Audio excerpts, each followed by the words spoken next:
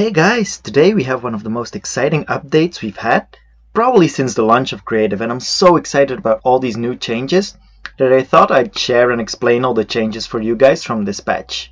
So it's something completely different than normal, but if you guys like me going over these significant updates and contents, let me know in the comments below, and show this video some love by hitting that like button. Oh, and thank you to everybody for using my code in the item shop. It's so amazing to see all the support and I really appreciate it. Okay, so what's new in this update? So much cool stuff. From the brutes and finally being able to create custom islands, to a brand new item spawner and the long awaited vehicle options. And to top it all off, we've got more triggers, baby! Okay, so let's jump straight into it. First of all, brutes. We finally got them in Creative and they are so much fun to use. So mech wars, anyone?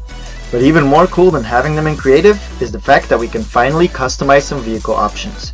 We can set some simple stuff like enabled respawn times and even some channel options like destroying, enabling and respawning on commands. So if you guys would be interested in a more specific example, leave a comment below and I'll definitely make a video about it. Next up is the island selection and the leading screen. So here's how this used to work.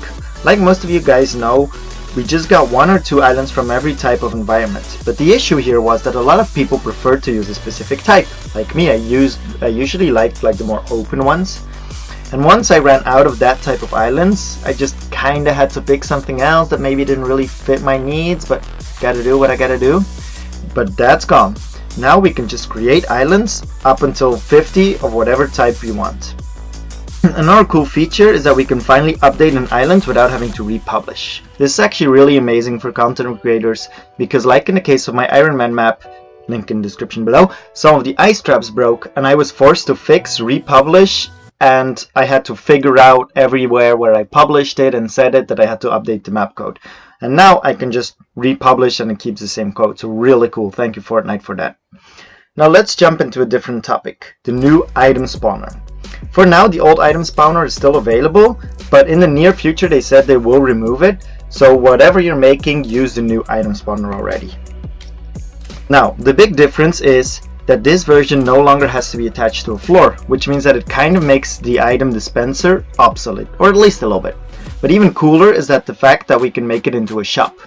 I'm still on holiday and had actually pre-recorded a lot of stuff, including the mechanics on how I made my shop system. But we got a way cooler system now, so get ready for murder mysteries, death run for your loot, and so many more cool concepts coming soon.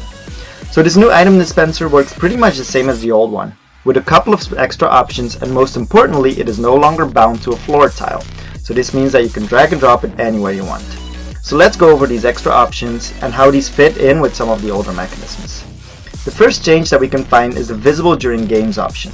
In the old spawner, this option changed whether or not the actual tile under it is shown or the black item spawner trap tile. But for the new item spawner, this means an extra feature as well, because not only does it hide the circle where it spawns, it also makes the item drop, meaning we no longer need the barrier trick to push items off of their spawn. So really cool and easy. The next big feature this new item spawner has compared to its previous version is the ability to set a resource cost before you can pick it up. Side note is that when you have infinite resources on, obviously the players can pick up any item. And lastly, because it's no longer a trap but a device, we now have the ability to copy and paste it wherever we want, how many times we want, and all the item spawn possibilities, but also all the options stay the same. So amazing, and this helps so much when creating a big map. And then finally, some last things to mention is that we now have access to an extra 8 channels again, which is amazing news for us tech and mechanic nerds. Additionally, zombie spawn options that include ice zombies and all that stuff are now available. We also have an extra consumable, which is the birthday cake, which grants 5 health and 5 shields. And finally, we finally got trigger support on storm phases. So if you guys are interested in an advanced storm controller guide, let me know and I'll definitely put something together to explain this very well. So as I said, I'm still on holiday, so I can't continue making maps yet, and the video quality is a little bit lower than normal, and the video schedule.